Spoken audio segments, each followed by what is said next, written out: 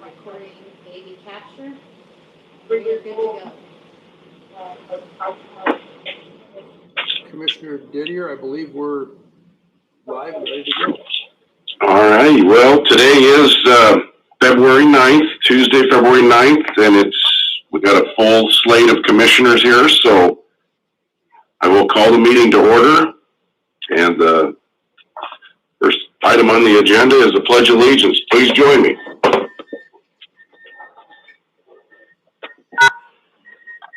I pledge allegiance to the flag of the United States of America and to the republic for which it stands, one nation, under God, indivisible, with liberty and justice for all.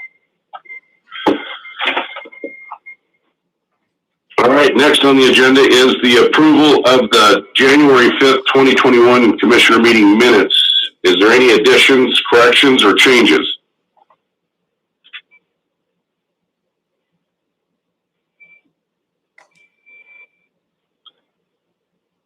Hearing none, just a consensus, we can pass it.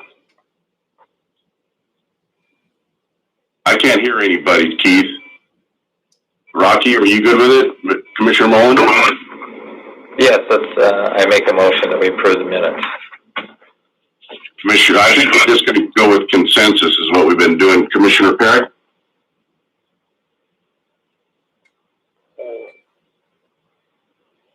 I believe he's muted. Commissioner Peck, any changes to the minutes? Yeah, can you hear me now? Yes, sir. Yes.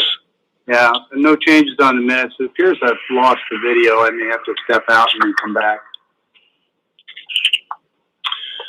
Okay, so the minutes are it's a consensus for the minutes. We move on to Potts and Associates legislative updates. Are they on the phone, Keith? Yes, sir. They are. Fantastic. Go ahead. Oh, well, thank you, gentlemen, for taking the time. We're coming up here, as you guys all know, on the first cutoff here next Wednesday, and that's the cutoff to get bills out of their first policy committee.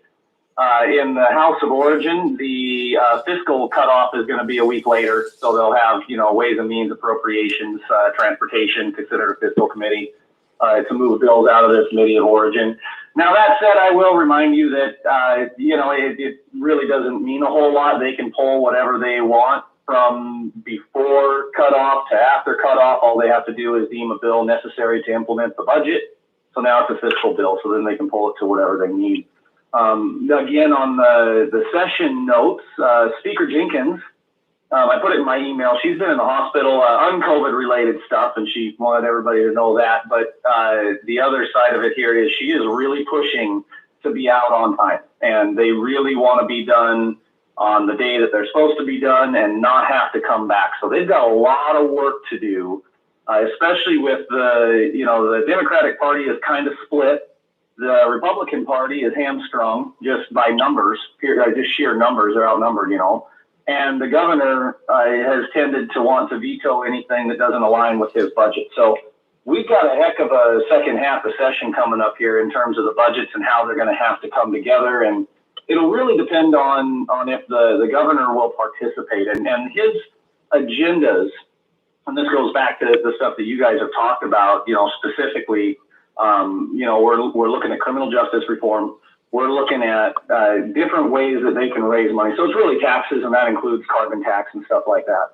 And so what's gonna come down to is if the governor gets some components or makes some headway on his carbon initiatives, I think he might play ball a little bit. Now we in Washington State are number 4, fourth down in the nation in terms of how much gas tax we have on us. If this carbon deal goes through and then more gas tax for the revenue and everything, we will be number 1 again.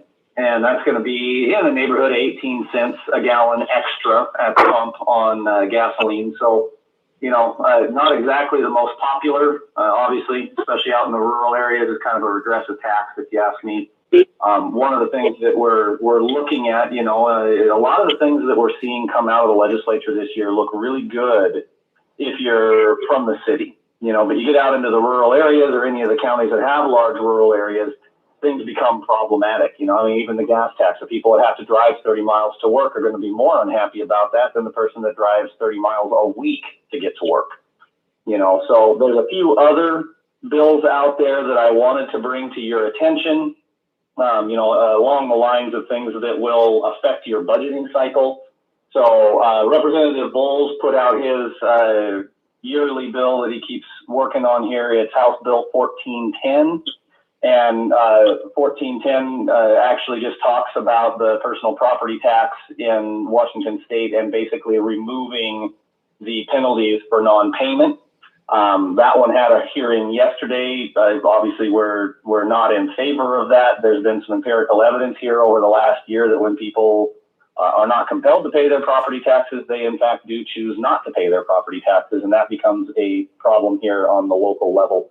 Another one that's right along those lines is House Bill 1332, and this one isn't as onerous necessarily for the county, but it still has its problems, and that one specifically is talking about property tax deferral. And so if, because of COVID-19, we can do a property tax deferral for affected residents. And what that entails is one of your citizens would have to apply for deferral. It would have to be granted, and then that's deferred until October, which it sounds great. The problem we have is bond payments generally come due mid-year, and there's that gap there. So a lot of the conversation, in that 4-month gap has been, well, what do we do with that 4-month gap if we don't bring in enough revenue prior to our bond payments coming due? What do we do to make up that difference? Is that a grant from the state, and the state would, the treasurer was talking about, oh, we missed that. Well, maybe we do a loan, and then we're going, well, okay, and so we've got a loan account set in there to make that difference. But is that good fiscal policy for the county? And, that's where the conversation is really centering right now. A couple of the other ones that we're looking at in criminal justice reform, specifically a lot of the pushes in criminal justice reform and on the health side of things. What we're seeing is a push towards increased community involvement, community oversight, and additional consideration on your public board, and including different community members. Again, this kind of comes back to, while if you're in Seattle, Spokane, Bellevue, Bellingham, Tacoma, whatever, not a problem. There's a lot of law enforcement professionals. There's a lot of retired law enforcement professionals. There's a lot of medical professionals. The tens of thousands, right? Well, when you get out into the rural areas, it becomes more and more difficult to involve the community, to involve qualified members of the community. And, it's on your medical boards, if you're required to have certain medical professionals from the community, if you only have a few of that discipline, and let's say there's an emergency or somebody's having a baby or something, all of a sudden your board's hamstrung. So a lot of that stuff is what we're watching out for. One of the bills that's moving that is really concerning to us is 5051. And that one basically is talking about the state oversight and accountability of peace officers. And this one specifically is talking about, this is the one that removes all the tools that your policeman would be able to utilize. And so we're really concerned about these, again, in Seattle, Tacoma, backup's right around the corner, 30 seconds away if you get in trouble. You get out in the rural counties, and your backup, if you're, one of the sheriffs or sheriff's deputies, your backup might be 30 minutes away. And realistically, you start removing tools from our officers out in the county, and they're going to get hurt. Domestic violence cases are some of the worst ones to respond to out in the county, and that's a lot of what we see too. So there's definitely some big considerations and concerns there. We need to keep that in mind as we are looking at these. The other one of special concern here is 7078, and that's the high capacity magazines bill. Basically, what it's talking about there is you can have them, but you can't sell them, you can't move them, you can't transfer them, you can't, you basically can't do anything with them, but you can still have them. There are exemptions on what you can have. So that's it's unconstitutional. They've done that in the federal courts in California, so we're not too concerned about it, you know, in that terms, but it's still moving, which is concerning. Another one that's going to impact a lot of the local counties, there's a couple here that I'll point some light onto. House Bill 1477, and this is implementing the new 988 system. It's the basically behavioral health, mental health.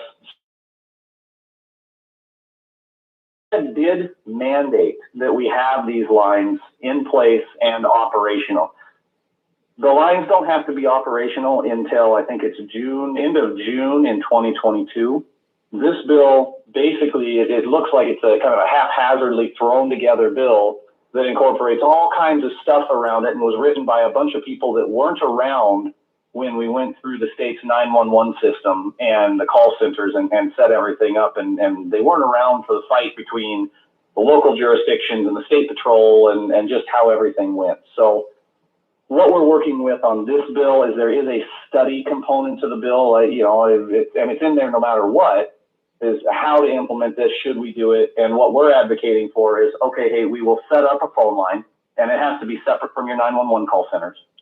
What we're looking for is to set up that line and then do the study of how we should really implement this. And is this something, we'd like to, I think it'd be beneficial for the counties to look at kind of combined call centers for this particular service, because it's going to take a while before, your citizens really have access to it or really even realize it's out there. So you could have a call center set up with somebody sitting in there and nothing going on. And there's some concerns about the logistics. Obviously the 911 call centers, they just can't handle logistically these other incoming lines. So there's just some considerations there that we want to study, as opposed to, actually just going all in here and realizing we did it wrong in the study and spending a bunch of money. So those are the big concerns that we're looking at. The fair funding bill seems to be doing relatively well. That's 5362. We're always dealing with fairs every year. So I think at that, do you guys have any questions on any bills that you've seen out there, or anything that you might have seen or want to ask about? Commissioners?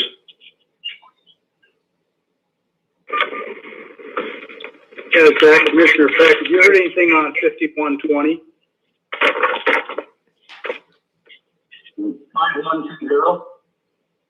5120 is there are two or three youth-oriented criminal justice bills, but that's the one that has to do with the sentencing of youth and young adults. Yeah, and that's one of the ones we had some concerns with, mitigating factors. That one has moved to rules. What we're, in terms of that one, we're kind of hoping that the fiscal note will give us some leverage on that one, because that's going to have a pretty big impact on us. But the problem is they're not pulling any money into the fiscal note. So there's going to be some shifting around, obviously, of prisoners. If that happens, some of the stuff's retroactive. It is sitting in rules right now, so we do want to watch it. So Zach, this is Clint Didier, Commissioner Didier. Yes, I got your letter here from January 31st. You have the days, Monday, Tuesday, and you have the bills. And can we get an updated version for every week so that we can give this to our constituents? Because like you said in this is an incredible time for people not to have to travel to Olympia to have their voices heard. You state here the engagement is a positive change. However, it can also really screw the opinion of elected officials on certain issues when a large number of community members sign in on a bill in committee in a disappropriate show of support or opposition. So what we're trying to do here is we've got 60 PCOs now, and we're trying to get this into their hands so that they can give it to their people in their precincts and start phoning in on these. Is there any way we can get this with not just the day, but the date beside it that the hearing is, so they know when to call in? Yes, sir. I can absolutely include like Tuesday, for example. And I don't know what day that would have been, but Tuesday the 9th. Is that what Right. you're looking for on the? Yes. And you know what I can also do for you is I will resend this week's, and what I will do is by each hearing, I'll put the date, the actual date, 2/9/21, and then I'll put when you have to sign in by. So it's an hour Excellent. ahead of the committee hearing. Is that helpful? Oh, yes. And see, we got a perfect opportunity. People are not having to travel to Olympia to have their voices heard now. They can do it via the internet or, the telephone. So it's a great opportunity for people, especially farmers that don't have the time to travel, to be able to have their voices heard. Well, that is a really good idea. I appreciate that. I will, as soon as we're off the phone here, it'll take me a few minutes to add all that information in there, but I will get you guys a supplemental email here this morning on that. Thank you. And this is well done. I mean, going through this is well done. I appreciate it. And Commissioner Mullen, do you have anything you want to add? Yes, I'm just curious if you've heard anything about the extension of the rent mandatoriums. No, we've heard a little bit kind of going back and forth on the moratoriums on the rent. Is that what you're talking about? Yes, The eviction moratoriums. correct. So far, this comes back to the governor's declaration of emergency and his mandates and everything. Right now, we're still in the same boat with, none of the legislators have signed those. He just declared an emergency and unilaterally pushing that direction right now. So in the short term, we're kind of status quo. All right, thank you. Absolutely. Thank you. Well, gentlemen, it looks like we're right at the 9:15 here. If you guys have any last questions or comments, now's the time. Otherwise, I'm going to head out and I will get you a follow-up email here shortly. Well, Zach, if you can get that to our office, we'll get it out for all the constituents of Franklin County so they can weigh in with their voices. Thank you very much.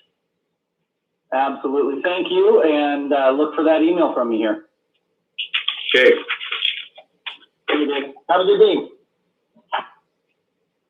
Okay, with that, we'll move into the closed recorded hearing, CUP 2020-03, conditional use permit 2020-03 to allow the establishment of an electrical substation, and it will be resolution 2021-033.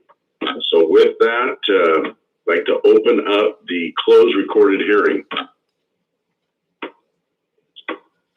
And I guess, Nicole? Yes, thank you, Mr. Chairman. My name is Nicole Stickney. I'm with AHBL. I've assisted Franklin County in the past with planning items that you've had and during staff absences. And at this time, your director, Derek Broughton, is out on leave. And so I'm pleased to be able to present this conditional use permit to you this morning. As you mentioned, Mr. Chairman, this is a conditional use permit. The file number that we used for this was CUP 2020-03. This item was subject to a SEPA review, and there was a DNS on the file. The staff recommended approval of the conditional use permit with some conditions, and that went before the Planning Commission in an open record public hearing, and they, following the hearing, voted to recommend approval to the board of this conditional use permit with the findings of fact stated in the staff report, and with 16 conditions of approval. They did amend one of the conditions, and that's been noted in the resolution with some strikeouts. It was a change to condition number 15. This is a substation that will be located in section 30 of Township 10, range 29. Just to give you some perspective, that section is bound on the north by South Landing Road, to the south is Fanning Road, and this is actually a piece of land that lies just to the west of LaPorte Road. And again, the Planning Commission is recommending approval, and I thank you. Okay, with that, commissioners, anything to add? Ask? Yes, Commissioner Peck, I've read through the package, as I'm sure everyone else has. It looks fairly standard, looks like a reasonable place for a substation.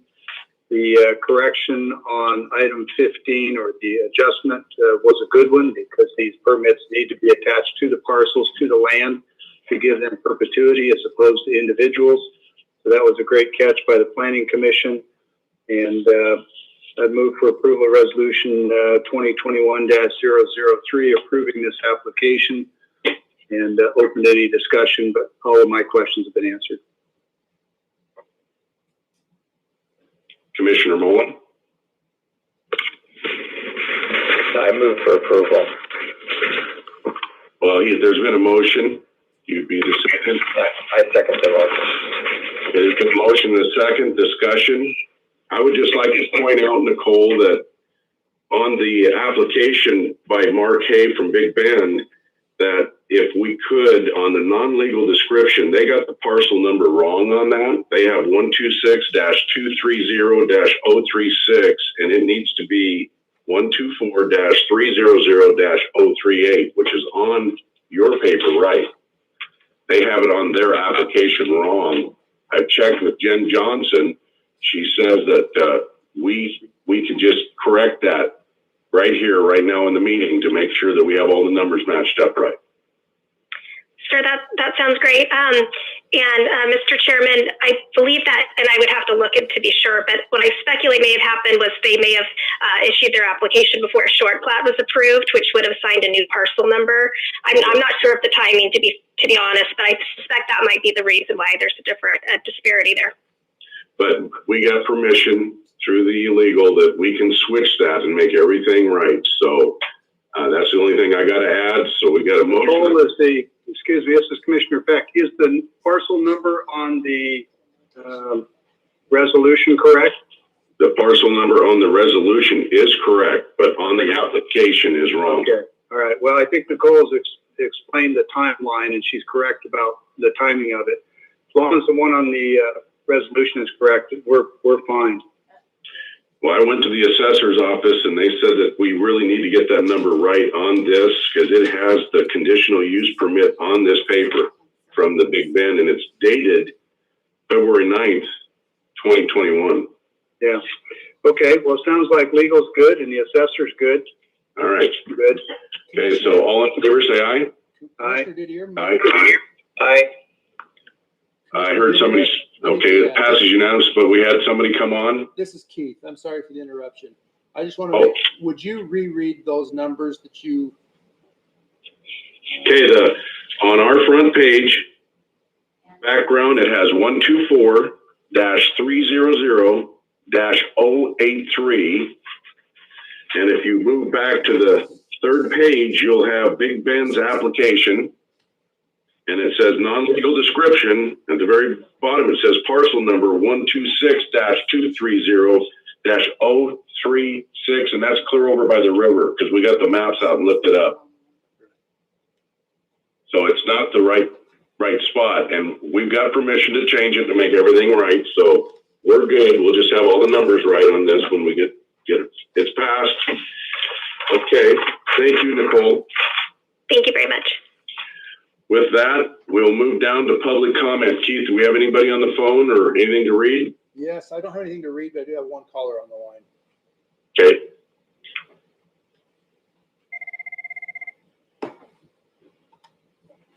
Good morning. Is this Erica?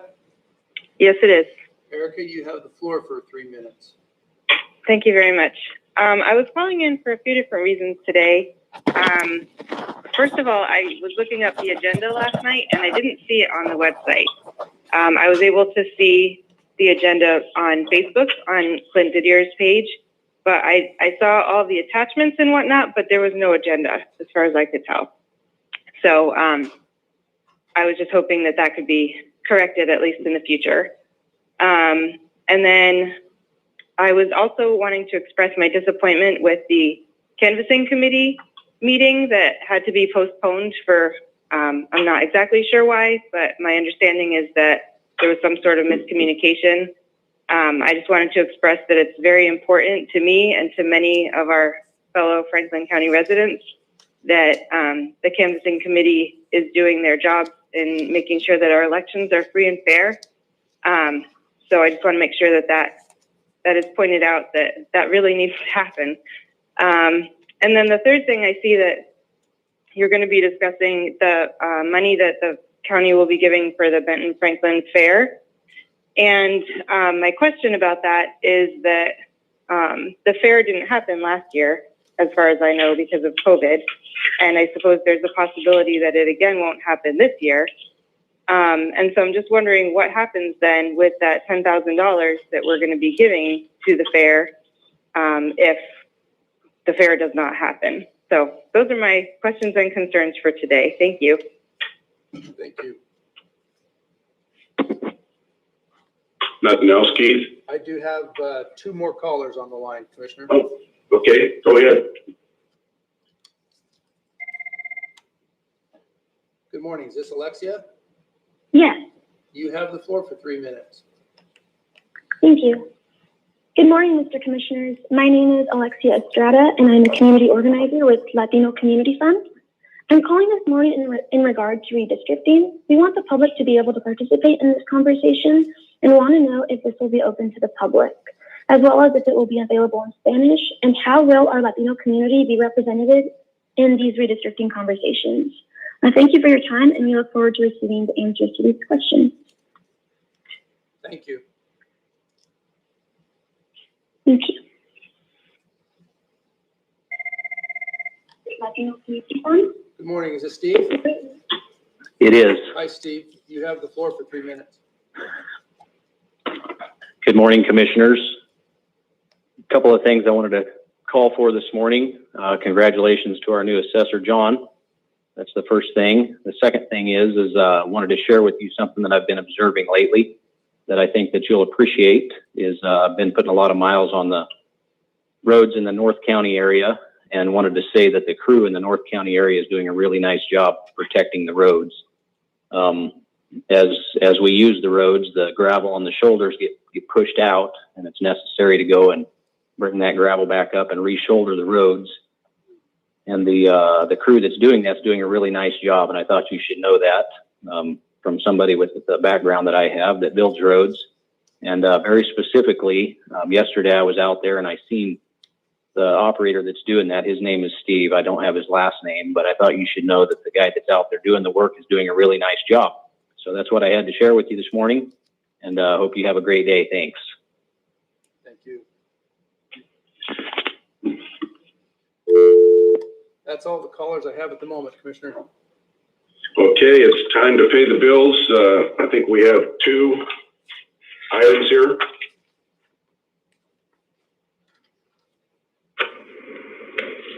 Yes, I move for approval of fund expenditures in the amount of $232,777.93 as presented, and note that it has been reviewed and signed by 2 representatives of the auditor's office and the county administrator. Second with discussion. Okay, proceed, Commissioner Peck.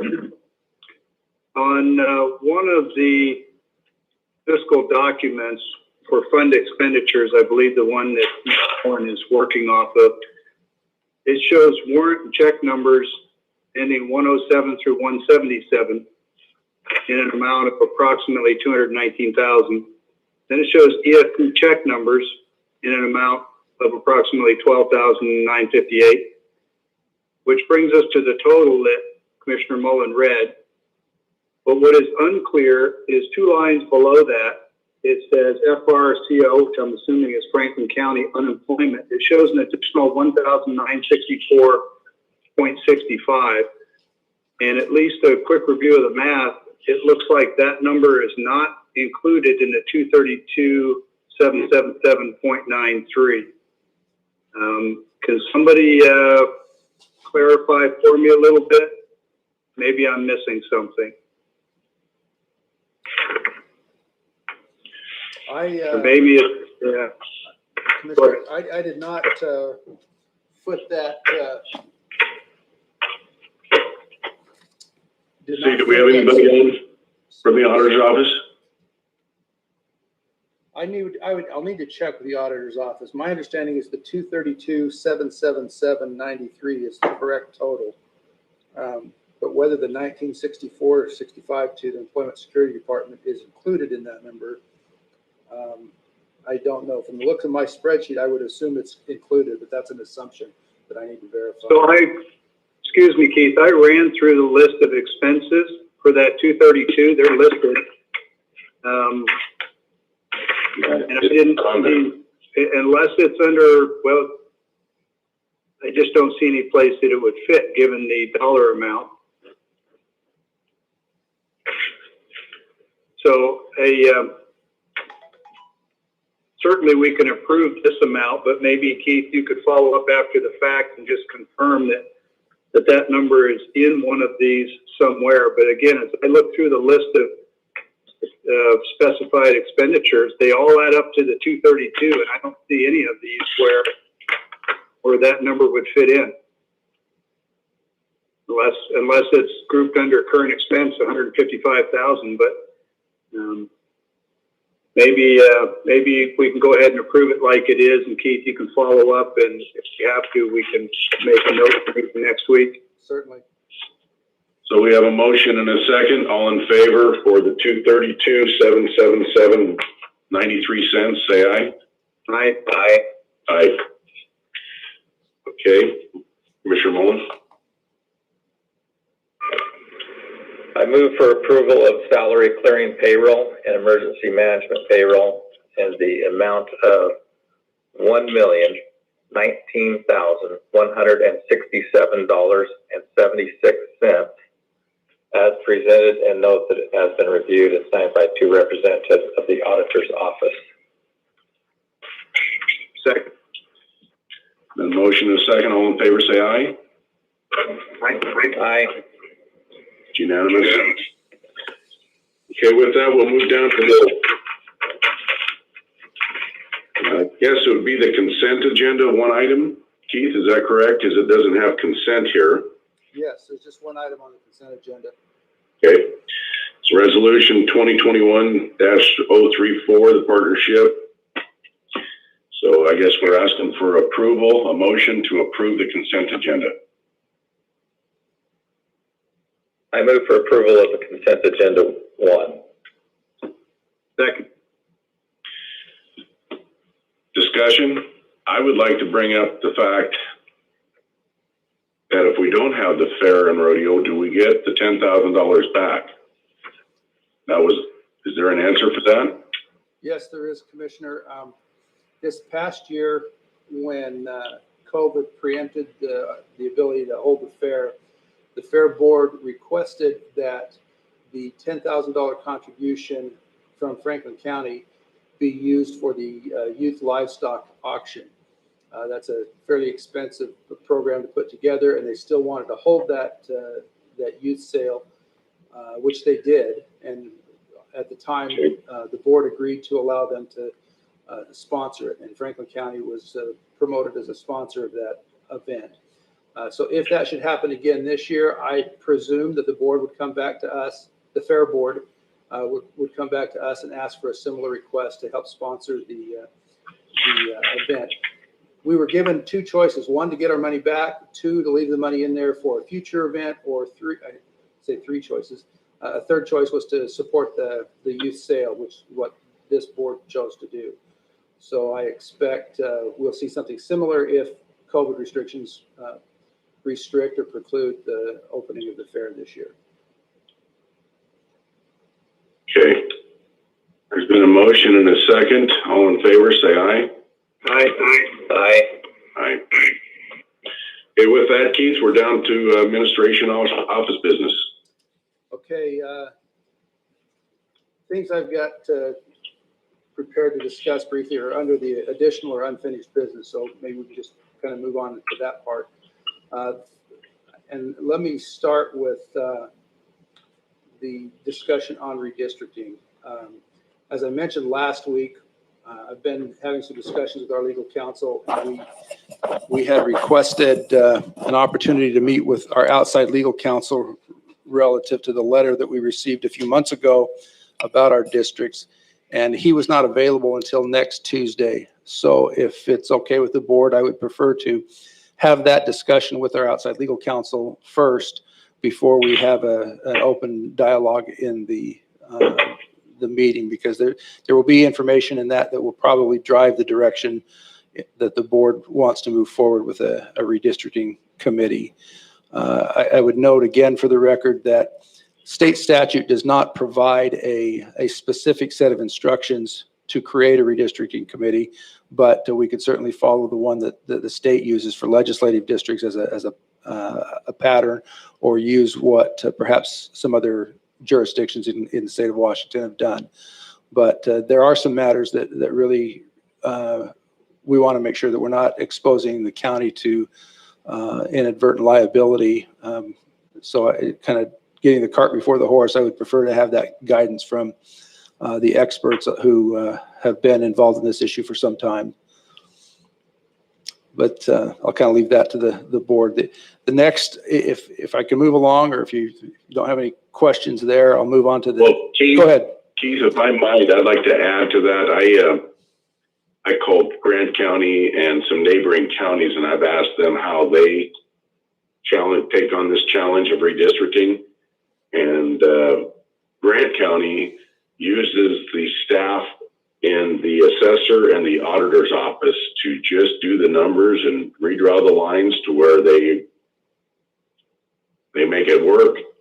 And I would say if we were going to go along that route, if that's the decision we have, is we also include GIS. So I'm saying there's got to be an avenue to where we get maps that are handed to the commissioners, and we choose one of three, and it takes us and removes us from any even the inclination of us messing with the lines, because honestly, I think that we shouldn't be redrawing the lines. I think that should be out of our hands, and that we just pick from one of three maps that are presented to us. So there's more options than the committee that we're looking at, and we also need to look at how has it been done in the past before the three of us were even on the board. How did they do it? We should look at history. I'll just briefly respond to that. I certainly have no personal agenda or idea what's best. I think what you're proposing by using staff to write them or draft the maps, we can certainly do that internally. I don't know that does any more than create a perception that the commissioners were not directly involved, but because the commissioners are the ultimate authority in deciding what districts look like and what the map boundaries are going to be, then I'm not sure you completely get around the issue of pure independence is what it sounds like you're trying to do. So like I said, have no particular preference. I'm happy to work with assessor and auditors and GIS staff to put some maps together, if that's the direction of the board. Chairman Didier? Yes, go ahead, Sean. Yeah, I just wanted to make sure. I think it'll be very insightful for the board to have that discussion with our council. We've had a chance to briefly have a conversation with them offline, and I think that will help guide the board in putting forward a plan. I think you're on the right track with as far as trying to gather the correct information and making sure the board has that information. And I think the guidance that you'll receive will kind of provide some options and a pathway so that that's an open and transparent process and can move forward. I recognize things have changed, so looking to the past of how it might have been done previously, some things have changed, so some additional considerations have to be done. This is why we did reach out to this particular outside counsel, because he's been involved in that process throughout the country, especially with Pasco, Yakima, other places within our state. So I think it'll be a helpful conversation next week for the board, and that'll give some options, and that way we can get information out to the public after the board's had that opportunity for conversation. Thank you. Thank you, Mr. Sand. Any other comments?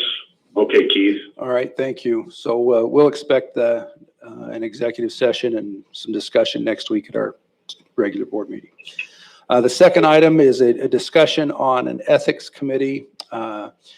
We've had some very brief references in the past about a code of ethics for Franklin County, or the establishment of an ethics committee to draft a code of ethics specific to county. I would just remind the board, again, that's something we're happy to do. I would just remind the board that Chapter 42.23 of the Revised Code of Washington kind of stipulates ethics and conflicts of interest issues for local government officials. There are some provisions that only apply to state, but most of it applies to county and city officials as well. But if the board wants to go further and be more restrictive with a Franklin County Code of Ethics that would apply not only to elected officials, but to individual employees, then that's something that can certainly be done. So I guess because we have a new commissioner that we haven't had this discussion with him, may want to have a brief discussion of that this morning, of what direction you'd like to go. Okay. Commissioners? So Keith, I don't recall us having much of a discussion on this topic in the past. What's the source of this request? Commissioner Didier requested it. He's brought it up in a meeting in the past, but I don't think we had a broad discussion of the subject. It was mentioned, and then Commissioner Didier asked to put this on the agenda today. Oh, okay. Well, I'm not opposed to the topic or the discussion. Generally, I prefer not to take on local policies and procedures that run the risk of running afoul of state statute. If state statute is not adequate, then let's get one of our legislators to enhance that part of the statute. But if it's the will of the board to try and enhance it locally, I'll work with that. Commissioner Mullen, do you have any comment? I'm willing to put forth the effort to make sure that we're doing everything ethically. Yes. Okay, Keith. So where do we go from here then? Well, I guess I just need some instruction from the board. Do you want me to send out to you a copy of the RCW that shows kind of what's expected already of county officials? Or do you want me to begin drafting a code of ethics specifically for Franklin County? There are ethics policies in some counties. Not all counties do that. The county's rules or restrictions could be more severe than the state law, but they can't be less severe. We can't dismiss something that's in the RCW, but if we wanted tighter restrictions, that's a possibility. It sounds like to me that maybe I ought to at least send out to you the copy of this section of state code so you can review that and then see if that's sufficient to alleviate any concerns that anybody might have about the conduct of elected officials. And if that's not sufficient, then we could adopt policies specifically to address those matters. Well, I think that'd be a good start, Keith. And then is there any counties that are close by us that have this in place? And can we get a copy of what they've got in place and look at what they put in place? Yes, I do have some copies of those. I haven't read or in detail every one of them, but yes, that's fairly easy to get those. Most of those are posted on their websites or through the MRSC service or through the WASAC website. Those are pretty readily available for people to get a hold of. Well, I think that'd be the next step, is to look at the RCW and then look at what other counties are doing or that are close proximity to us. This is Commissioner Peck. Another comment. Not that I've got concerns about us establishing a set of local ethics, because obviously they're going to have to comply with state law, but I would, I don't want to say caution, I would encourage my fellow commissioners and others considering this issue to do a little hindsight and recognize that Chapter 42 not only considers it an ethics violation to commit malfeasance, misfeasance, to commit malfeasance, misfeasance, or a breach of oath of office is actually the basis for being recalled from office.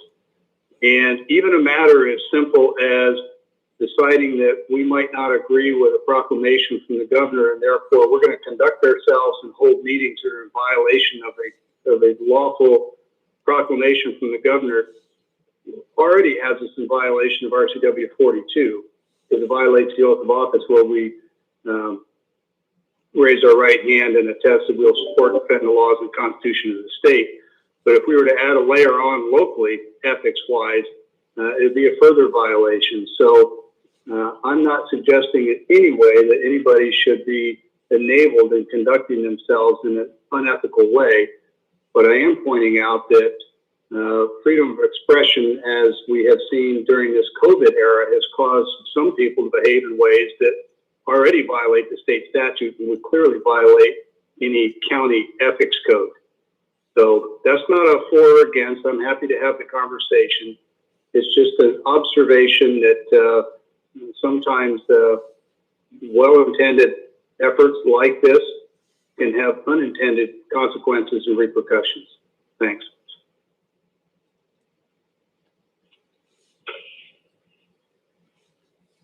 Okay, Keith, so I think we're good there. We'll get the 42.23 and surrounding areas. We'll look at it and come readdress it here later in another meeting. Okay, very good. Then the next item is a discussion on a public commission or committee to establish salaries for elected officials. Yep. We had started having this discussion about a year ago prior to the COVID shutdown, but when it became apparent that public meetings were not going to be allowed in person, this was essentially tabled until a future time period. And then, of course, the COVID shutdown lasted much longer than we had anticipated.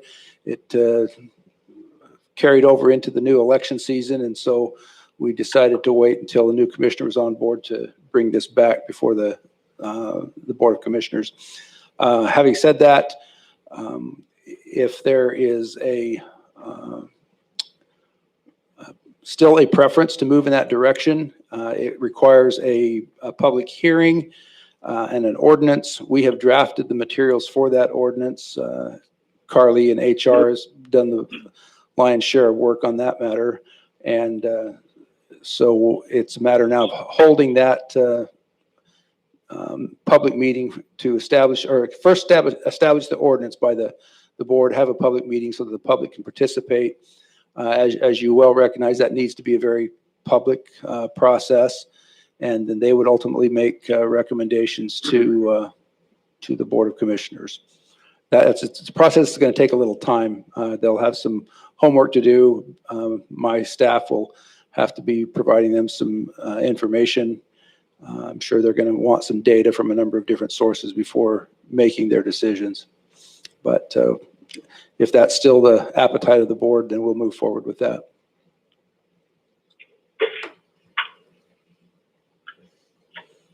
Commissioners?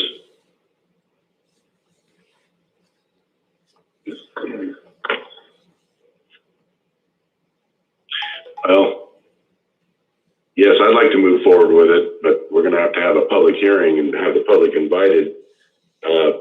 Keith, we also have a new date for that workshop, and the first caller that called in, she couldn't reason why it was canceled and moved. It was because Connell Graphic received our email but didn't see it. They didn't get it printed.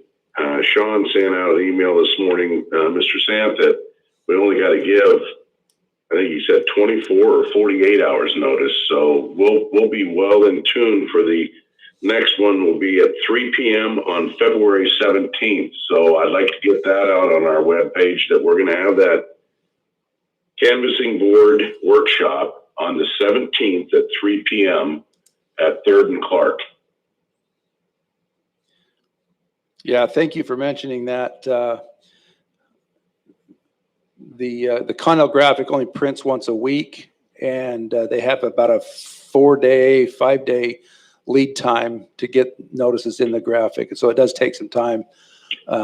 They are a legal newspaper for Franklin County official notices, so we have to be prepared for that. But yeah, that's a good point. Okay, is there anything, any other public comment then? I do have a caller on hold. Okay. Good morning. Is this Luanda? Yes, it is. Hi, how are you today? Good, thank you. I didn't get in right at 9, so I missed a lot of conversation, but I just wanted to kind of chime in on the board of ethics that you are speaking about. And I know that there's this association called NACO, and I'm sure you're all familiar with it, that really does address county code of ethics and gives a lot of advice there. So my feeling is that the code of ethics shouldn't be decided by the commissioners. Well, I guess they would be in the end voted on them, but what you really need to decide is how to choose the ethics board to come up with these ethic rules for our county that's specific to our county, and then have them use NACO as a reference, because this is done very, very well. So that's just all I had to say. Thank you. Thank you.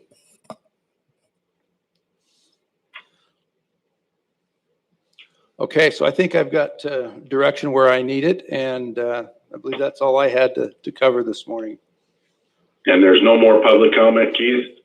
No, sir. Okay. Well, with that, this meeting is adjourned.